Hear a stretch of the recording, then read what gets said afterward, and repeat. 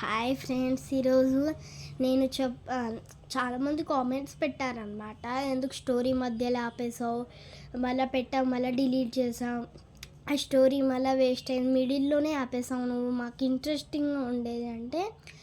Sorry friends, ఈరోజు నేను రేపు ఆ స్టోరీ చెప్పాను, కానీ అదేంటంటే మమ్మీస్ పేరెంట్స్ మన కోసం ఎంత కష్టపడుతారో మనం చెప్తాను.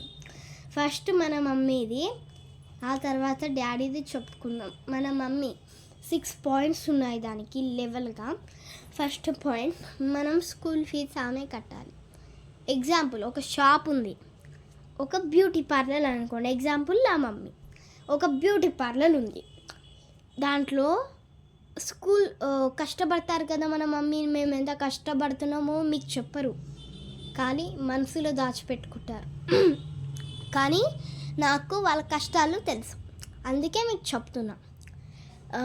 ఫస్ట్ పాయింట్, మన స్కూల్ ఫీజు కట్టాలి. యాక్చువల్లీ అందరూ స్కూల్కి వెళ్తారు, ఒక్కరు కూడా స్కూల్కి వెళ్ళను అన్నట్టు ఉండరు. స్కూల్ ఫీజు కట్టాలి. స్కూల్ ఫీజు కట్టడానికి కొంచెం కష్టపడు, చాలా అంటే చాలా కష్టపడు.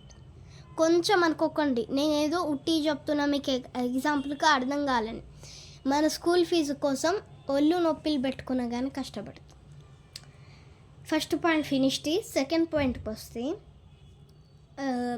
Current bills, light bill and water waste చేయదు కదా మనం, అలాంటి బిల్లు, వాటర్ బిల్లు, ఇలా చాలా బిల్స్ ఉంటాయి అన్నమాట మన మమ్మీస్కి. వాటి మొత్తం కలిపి ఎంత అవుతుందో నాకు తెలియదండి, కానీ సెకండ్ పాయింట్ అయితే చాలా చాలా డబ్బులు అవుతుందండి. ఒక 1 lakh అయినా 1 crore అయినా చెప్తారు తెలుసండి అది.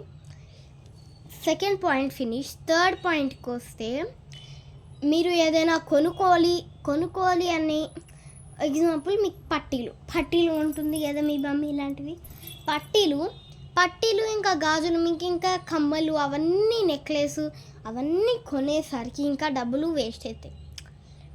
థర్డ్ పాయింట్ అయిపోయింది. ఫోర్త్ పాయింట్కి వస్తే, చిన్నప్పుడు కాదండి, ఇప్పుడు కూడా మన కోసం చాలా బొమ్మలు కొంటున్నారు. మీరు బొమ్మలు అడుగుతూనే ఉంటారు, కానీ డబ్బులు వేస్ట్ చేసినట్టు అవుతుంది. అది బొమ్మలు అడిగితే ఏమవుతుంది అనుకుంటారు మీరు, కానీ డబ్బులు వేస్ట్ చేసినట్టు ఉంది. ఆ డబ్బు వెనకాల ఎంతో స్టోరీ ఉంది, అది డబ్బులు వేస్టింగ్. లాస్ట్ పాయింట్కి వస్తే, షాప్ రెంట్. అంటే మమ్మీ, ఇప్పుడు ఎగ్జాంపుల్ చెప్పాను కదా, ఆమెకి ఒక షాప్ ఉంటుందని, ఆ షాప్ రెంట్ ఆమెని కట్టుకుంటుంది. అంటే ఎంత గ్రేట్ మన మమ్మీ. సిక్స్త్ పాయింట్కి వస్తే, మన మమ్మీ కష్టపడి, ఎగ్జాంపుల్ ఒక మన కోసం పిల్లోస్, బెడ్ అవన్నీ కొంటుంది కదా, సేమ్ లెవెల్, థర్డ్ లెవెల్ లాగా ఈ లెవెల్ కూడా ఉందన్నమాట. మొత్తం కలిపేసి 6 levels అవుతున్నాయి. ఇప్పుడు చెప్పండి, మా మమ్మీ కష్టపడదు, చాలా వేస్ట్, మా మమ్మీ కొడుతుంది అన్న వాళ్ళు చెప్పండి. ఇప్పుడు చెప్పండి, ఎంత కష్టపడి మన ఫీజులు అవన్నీ కడుతుంది కదా, కొడితే మన తప్పే కదా.